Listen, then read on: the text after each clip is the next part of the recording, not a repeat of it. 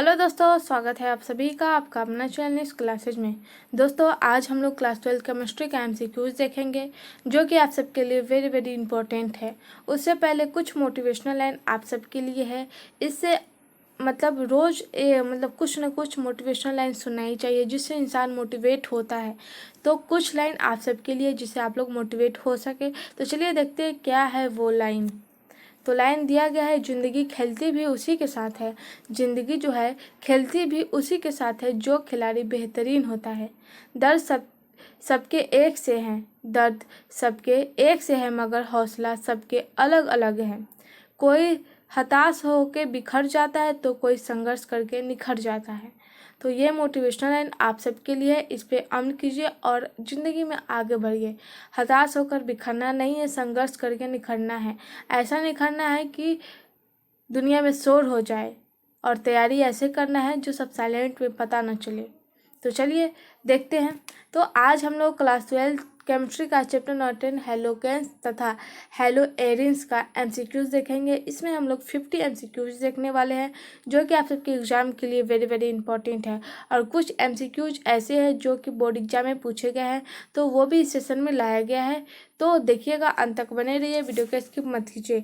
आप लोगों से रिक्वेस्ट है कि आप लोगों ने अभी तक हमारे चैनल सब्सक्राइब नहीं किया है तो प्लीज़ वीडियो को लाइक करें, चैनल को सब्सक्राइब करें और बेल आइकन को दबा दें ताकि जितने भी अपडेट्स हो सबसे पहले आपके पास पहुंचे। तो चलिए इस सेशन को शुरू करते हैं। तो हमारा फर्स्ट क्वेश्चन है, निम्नलिखित में से किन एलिकल हैलाइड का जलांशन जो होता है SN अभिक्रिया से होता है। इस क्वेश्चन में पूछा गया है कि निम्नलिखित में किस एलिकल हैलाइड का जलांशन SN अभिक्रिया से होता है। तो इसका जो सही जवाब हो जाएगा वह हो जाएगा ऑप्शन डी, CN3 3CX। ये जो अभिक्रिया है जिसका जलांशन SN अभिक्रिया से होता है। क्वेश्चन नंबर 2 है, तनु एवं अल्प क्षारीय KMnO4 के घोल को क्या कहा जाता है। इस क्वेश्चन में कहा गया है जो तनु एवं जो अल्प क्षारीय है वह KMnO4 के घोल मतलब जो जैसे पानी और चीनी का जो घोल होता है वैसे घोल को क्या कहा जाता है। तो इसका जो सही जवाब हो जाएगा वह हो जाएगा तोलन का अभिकर्मक कहा जाता है। तनु एवं अल्प क्षारीय KMnO4 के घोल को तोलन का अभिकर्मक कहा जाता है। तो ऑप्शन डी राइट होगा। क्वेश्चन नंबर 3 है, प्रोटीन की हेलिकल संरचना। जो प्रोटीन होती है उसकी हेलिकल संरचना निम्नलिखित में से किन बंधन द्वारा अस्थायी होता है। प्रोटीन का जो हेलिकल संरचना होती है वह किन बंधन द्वारा अस्थायी होता है। जैसे संरचना CH4 होता है, उसका संरचना हो जाएगा C पर 4, H और ये हो गया H। ये जो संरचना होती है वो ऐसे ही पूछा गया, प्रोटीन का हेलिकल संरचना किस बंधन द्वारा अस्थायी होता है। तो इसका जो सही जवाब हो जाएगा वह हो जाएगा हाइड्रोजन बंध द्वारा अस्थायी होता है। ऑप्शन जो सही हो जाएगा वह हो जाएगा डी। ये जो होता है प्रोटीन का हेलिकल संरचना वह हाइड्रोजन बंध द्वारा अस्थायी होता है। मतलब अस्थायी मतलब रुकता है, स्थिर रहता है। क्वेश्चन नंबर 4 है, निम्नलिखित में अभिक्रिया यौगिक भी है और यहाँ पे ये अभिक्रिया दिए गए हैं।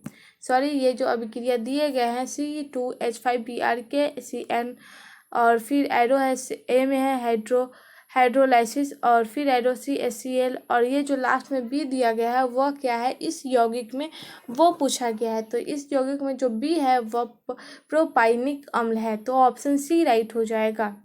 क्वेश्चन नंबर 5 है, औलोन एक बहुलक है और ये क्वेश्चन इम्पोर्टेंट है। तो औलोन जो है वह एक बहुलक है किसका। तो ये जो है एक्रिलोनाइट्रल का एलोन एक बहुलक है। तो ऑप्शन जो सही हो जाएगा वह हो जाएगा बी। क्वेश्चन नंबर 6 है, निम्नलिखित में किसका उपयोग निषेचक के रूप में होता है। दोस्तों, आप लोगों से रिक्वेस्ट है कि आप लोगों ने इस चैनल को सब्सक्राइब नहीं किया है तो प्लीज़ वीडियो को लाइक करें, चैनल को सब्सक्राइब करें और बेल आइकन को दबा दें।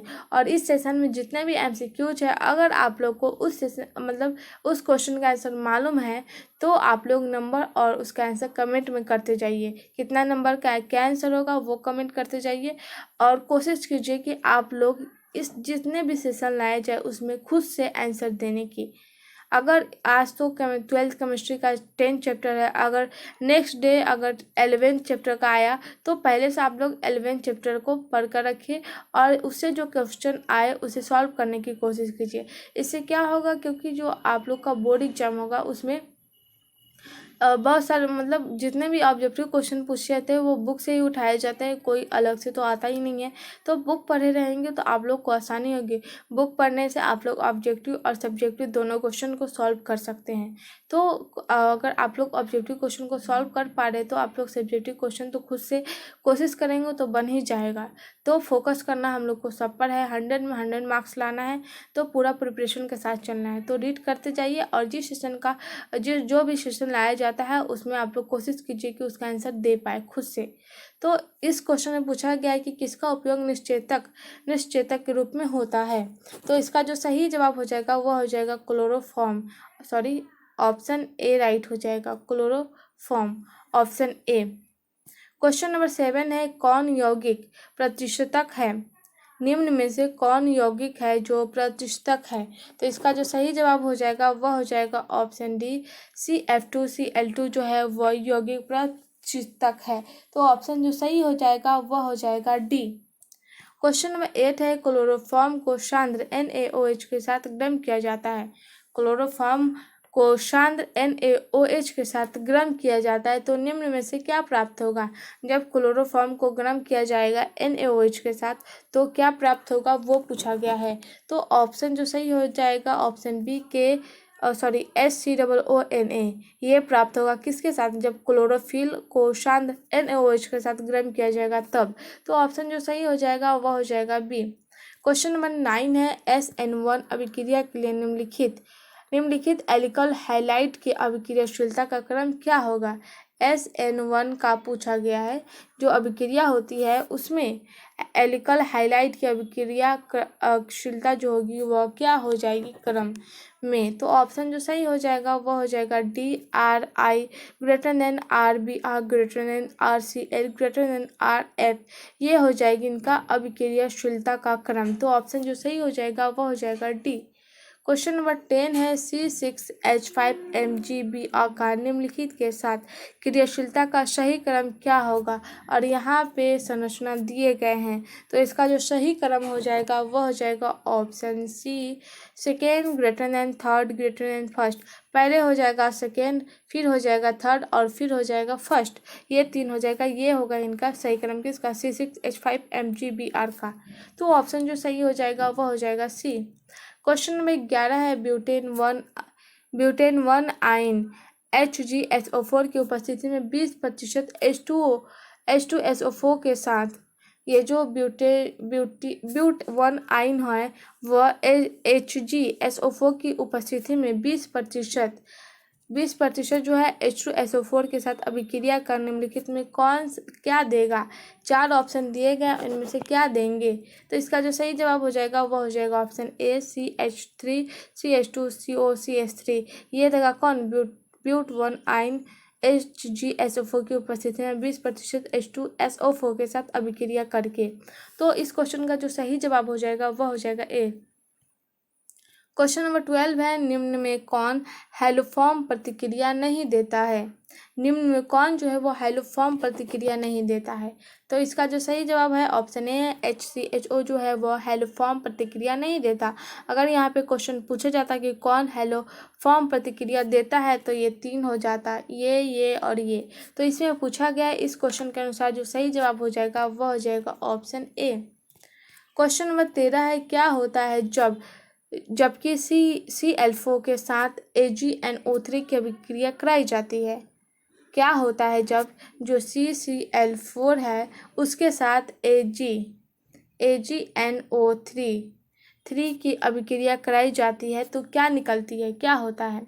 ये क्वेश्चन अगर बोर्ड एग्जाम के अगर नज़रिए से देखें तो इम्पोर्टेंट है, और प्रिपरेशन के मतलब जो कम्पिटिटिव एग्ज़ाम होते हैं उसके नज़रिए से देखें तो भी इम्पोर्टेंट है। नीट को अगर लेकर के चले तो उसके लिए भी इम्पोर्टेंट है। तो ये 3 स्टार हुआ ना, तो ये इम्पोर्टेंट है। तो इसका जो सही जवाब हो जाएगा वह हो जाएगा इनमें से कोई नहीं, इसमें से कोई मतलब कोई भी अभिक्रिया नहीं होगी। क्वेश्चन नंबर 14 है, क्लोरोफॉर्म को Zn तथा H2O से अवकृत कराने से बनता है। जो क्लोरोफॉर्म होते हैं वो Zn तथा H2O यानी जिंक और जल से अवकृत कराने से बनता है। तो इसका जो सही जवाब हो जाएगा मीथेन बनेगा, ऑप्शन डी राइट है। क्वेश्चन नंबर 15 है, एथिलीन क्लोराइड को AgCN के साथ गर्म करने से प्राप्त होता है। तो इसका जो सही जवाब हो जाएगा एथिलीन एमीन प्राप्त होता है। एथिलीन जो क्लोराइड होते हैं उसको AgCN के साथ गर्म किया जाता है तब प्राप्त होता है एथिलीन एमीन। तो ऑप्शन सी राइट हो जाएगा, ऑप्शन बी राइट होगा। यहाँ पे ऑप्शन उल्टा पुल्टा लिखा गया है, तो एथिलीन आइसोसाइनाइड बनेगा, ऑप्शन बी राइट होगा, ऑप्शन बी। ये जो है ये ऊपर आना चाहिए और ये नीचे आना चाहिए, लेकिन गलती से हो गया है, देख लीजिएगा। क्वेश्चन नंबर 16 है, कार्बाइल एमीन अभिक्रिया से निम्न में किस यौगिक की जांच की जा सकती है। ये इंपॉर्टेंट है, कार्बाइल एमीन जो अभिक्रिया है उसमें किस यौगिक की जांच की जा सकती है। तो ऑप्शन सी राइट होगा, C2H5NH2 ये जो अभिक्रिया है उसकी जांच की जा सकती है, ऑप्शन सी राइट होगा। क्वेश्चन नंबर 17 है, निम्न में कौन I2 तथा NaOH के साथ अभिक्रिया कर पीला अवक्षेप देता है। ये जो I2 है, I2 और NaOH के साथ अभिक्रिया करके पीला अवक्षेप देता है। तो इसका जो सही जवाब है वह हो जाएगा एसीटोफेनॉन। ये जो है वह पीला अवक्षेप देता है किसके साथ, I2 तथा NaOH के साथ। क्वेश्चन नंबर 18 है, निम्न में SN1 क्रिया विधि का पालन करता है। तो इसका जो सही जवाब हो जाएगा वह हो जाएगा डी, बेंजाइल क्लोराइड जो है वह SN1 क्रिया विधि का पालन करता है। तो ऑप्शन जो सही हो जाएगा वह हो जाएगा डी। क्वेश्चन नंबर 19 है, SN2 क्रिया विधि के लिए अभिक्रिया की सक्रियता का क्रम क्या होगा। तो ऑप्शन बी राइट हो जाएगा, R single bond I greater than R single bond B R greater than R single bond CL greater than R single bond F। ये सक्रियता का क्रम हो जाएगा इसका SN2 क्रिया विधि के लिए। तो ऑप्शन जो सही हो जाएगा वह हो जाएगा बी। क्वेश्चन नंबर 20 है, एल्कोहलिक KOH के प्रति सर्वाधिक क्रियाशील यौगिक है। एल्कोहलिक जो KOH है उसके प्रति सर्वाधिक यानी सबसे अधिक क्रियाशील यौगिक कौन है। तो इसका जो सही जवाब हो जाएगा ऑप्शन डी राइट है, CH3 single bond COCH2 CH2Br ये हो जाएगा क्रियाशील यौगिक। तो ऑप्शन डी राइट होगा। क्वेश्चन नंबर 21 है, निम्न में कौन प्राइमरी हाइलाइट है। तो प्राइमरी हाइलाइट जो है वह हो जाएगा नियोहेक्साइल क्लोराइड। तो ऑप्शन डी राइट होगा। क्वेश्चन नंबर 22 है, निम्न में कौन सा यौगिक ऑप्टिकली सक्रिय है। ये जो ऑप्शन दिए गए इनमें से कौन यौगिक है जो ऑप्टिकली सक्रिय है यानी एक्टिव है। तो इसका जो सही जवाब हो जाएगा ऑप्शन सी है, CH3 CH2 CHBr CH4 ये है जो ऑप्टिकली एक्टिव है। तो ऑप्शन जो सही हो जाएगा वो हो जाएगा सी। क्वेश्चन नंबर 23 है, किसी अल्कोहल को एल्काइल क्लोराइड में परिवर्तन की सबसे अच्छी विधि में अल्कोहल के साथ किस प्रतिकारक की अभिक्रिया कराई जाती है। इस क्वेश्चन में बोला गया किसी अल्कोहल को, जो अल्कोहल है उसको एल्काइल क्लोराइड में परिवर्तन की, जो अल्कोहल है उसको एल्काइल क्लोराइड में परिवर्तन की सबसे अच्छी विधि में अल्कोहल के साथ प्रतिकारक की अभिक्रिया कराई जाती है। तो इसका जो सही जवाब है वह हो जाएगा बी, SOCl2 पिरीडीन की उपस्थिति में कराई जाती है। तो ऑप्शन जो सही हो जाएगा वह हो जाएगा बी। क्वेश्चन नंबर 24 है, एल्किल हाइलाइड का ईथर में बने विलयन के साथ सोडियम धातु की अभिक्रिया से एल्केन बनता है। तो इस अभिक्रिया को क्या कहते हैं। तो इस अभिक्रिया को बर्च अभिक्रिया कहते हैं। तो ऑप्शन ए राइट होगा। क्वेश्चन नंबर 25 है, शुष्क ईथर में किस यौगिक के साथ मैग्नीशियम की अभिक्रिया से निग्नार्ड अभिकारक बनता है। शुष्क ईथर में किस यौगिक के साथ मैग्नीशियम की अभिक्रिया से निग्नार्ड अभिकारक बनता है, ये इस क्वेश्चन में पूछा गया है। तो ऑप्शन सी राइट होगा, C2H5Cl ऑप्शन सी राइट है। क्वेश्चन नंबर 26 है एथिल अल्कोहल के साथ किस यौगिक की अभिक्रिया से एथिल ब्रोमाइड बनता है? तो इसका जो सही जवाब हो जाएगा वह हो जाएगा डी KBr तथा सांद्र H2SO4। तो ऑप्शन डी राइट होगा। क्वेश्चन नंबर 27 है निम्न में कौन कायरल यौगिक नहीं है? तो इसका जो सही जवाब हो जाएगा 3-ब्रोमोपेंटेन जो है वह कायराइल यौगिक नहीं है। तो ऑप्शन जो सही हो जाएगा वह हो जाएगा ए। क्वेश्चन नंबर 28 है निम्न में कौन यौगिक प्रकाशीय समाव्यता दर्शाता है? ये 4 ऑप्शन दिए गए हैं और इनमें से कौन यौगिक है जो प्रकाशीय समाव्यता को दर्शाता है?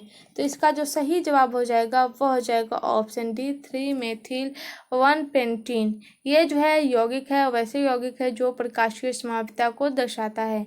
तो ऑप्शन जो सही हो जाएगा वह हो जाएगा डी। दोस्तों आप लोगों को कोई भी क्वेश्चन का आंसर मालूम है तो कमेंट करते जाइए।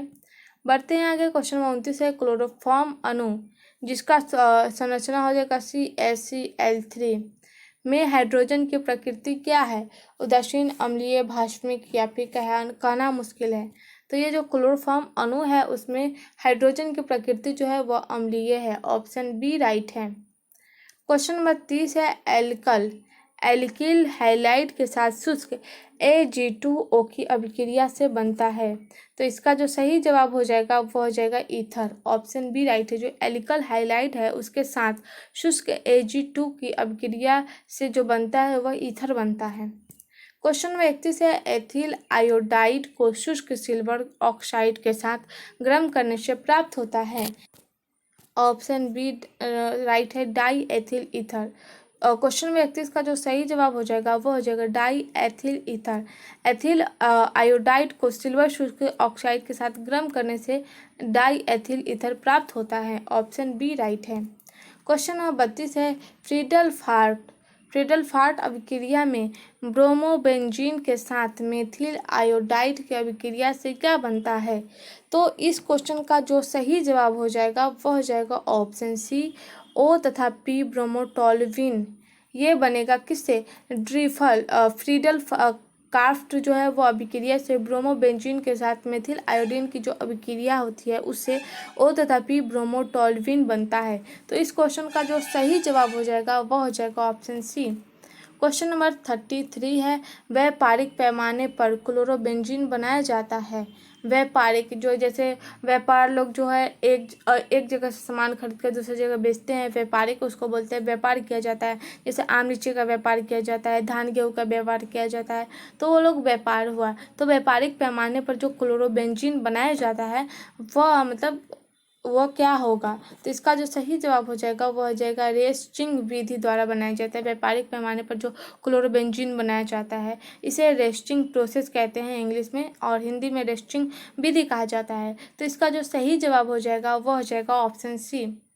बढ़ते हैं आगे। क्वेश्चन नंबर 34 है और ये क्वेश्चन वेरी वेरी इंपॉर्टेंट है क्योंकि ये क्वेश्चन बोर्ड एग्जाम में पूछे गए हैं। एल्कीन का रसायन सूत्र क्या होगा?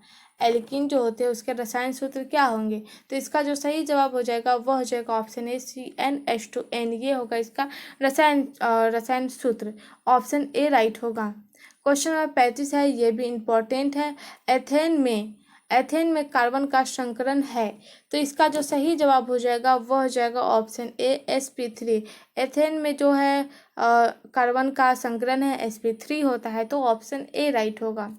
क्वेश्चन नंबर 36 ये भी इम्पोर्टेंट है। एथाइन में पाई बंध की संख्या पूछा गया। जो एथाइन में पाई बंधों की संख्या क्या होगी? तो इसका जो सही जवाब हो जाएगा वह 2 हो जाएगा। ऑप्शन बी राइट होगा। क्वेश्चन नंबर 37 है समान सूत्र वृत्त श्रृंखला के लिए है। समान सूत्र जो है वह वृत्त श्रृंखला के लिए क्या होगा? तो ऑप्शन जो सही हो जाएगा वह हो जाएगा बी कार्बोक्सिलिक अम्ल। ऑप्शन बी राइट होगा। क्वेश्चन नंबर 38 है निम्न में से कौन सा आयोडोफॉर्म परीक्षण नहीं देता है? कौन आयोडाफॉर्म जो परीक्षण होता है वह नहीं देता है? इनमें से 4 ऑप्शन दिए गए हैं। तो इसका जो सही जवाब है ऑप्शन डी है पेंटेन 3-ओन। पेंटेन 3-ओन जो है वह आयोडाफॉर्म परीक्षण नहीं देता है। ऑप्शन डी राइट है। क्वेश्चन नंबर 39 है यौगिक 2-क्लोरोफोरमेथीन हेक्स 2 इनके कितने त्रिविम समावयवी है? इस क्वेश्चन में कहा गया जो यौगिक है वह है 2 chloro4 methyl hex 2 इन। ये जो यौगिक है इसमें कितने त्रिविम समावयवी है? तो इसका जो सही जवाब है वह हो जाएगा 4। क्वेश्चन नंबर 40 है वह इम्पोर्टेंट है। समान सूची NH2N+2 वाले यौगिक है। ये क्वेश्चन का जो सही जवाब हो जाएगा वह हो जाएगा एल्केन। और ये जो क्वेश्चन है वह वेरी वेरी इंपॉर्टेंट है, बोर्ड एग्जाम में पूछे गए हैं, तो प्रिपरेशन करते चलना है। क्वेश्चन नंबर 41 ये भी टॉप VVI क्वेश्चन है। हीरे में कार्बन का संकरण है। हीरे में जो कार्बन का संकरण होता है वो क्या होता है? sp3 होता है। ऑप्शन ए राइट होगा। तो ऑप्शन ए राइट है, कार्बन में हीरे में कार्बन का संकरण। याद रखिएगा और आगे बढ़ते जाना है। क्वेश्चन नंबर 42 है कार्बनिक यौगिक में तत्व उपस्थित होना चाहिए। कार्बनिक यौगिक जो है उसमें तत्व उपस्थित होना चाहिए, तो वो जो है वह कार्बन है। कार्बनिक यौगिक जो है उसमें जो तत्व उपस्थित होता है वह कार्बन होता है। क्वेश्चन नंबर 43 श्रृंखलन गुण सबसे ज़्यादा होता है किस में? जो श्रृंखलन गुण होता है वह कार्बन में होता है। ऑप्शन बी राइट है। क्वेश्चन नंबर 44 है इलेक्ट्रॉन श्रेणी अभिकर्मक है। जो इलेक्ट्रॉन श्रेणी अभिकर्मक है वह क्या है? ऑप्शन ए राइट है। BF3 जो है इलेक्ट्रॉन श्रेणी अभिकर्मक है, तो ऑप्शन ए राइट होगा। क्वेश्चन नंबर 45 है एल्कीन निम्न में से कौन अभिक्रिया देती है? एल्कीन जो है वह निम्न में से कौन अभिक्रिया देती है? तो इसका जो सही जवाब हो जाएगा वह हो जाएगा ऑप्शन सी, बी और सी। ए और बी में, ए में है योगात्मक और बी में है प्रतिस्थापना। ये दो अभिक्रिया देती कौन? एल्कीन। तो ऑप्शन जो सही हो जाएगा वह हो जाएगा सी। क्वेश्चन नंबर 46 है और ये टॉप VVI MCQs है, क्योंकि ये भी क्वेश्चन बोर्ड एग्जाम में पूछे गए हैं। कार्बन कार्बन एकल बंध की लंबाई क्या होती है? कार्बन कार्बन जो होती है उसमें एकल बंध की लंबाई क्या होती है?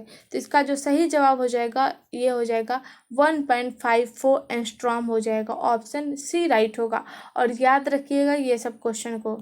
क्वेश्चन नंबर 47 है, ये भी इम्पोर्टेंट है, स्टामा क्वेश्चन है कि कार्बन की संयोजकता कितनी होती है? तो कार्बन की जो संयोजकता होती है वह 4 होती है। फॉर एग्जांपल सी है, सी पर जो संयोजकता होती है 4 होती है, 1 2 3 4।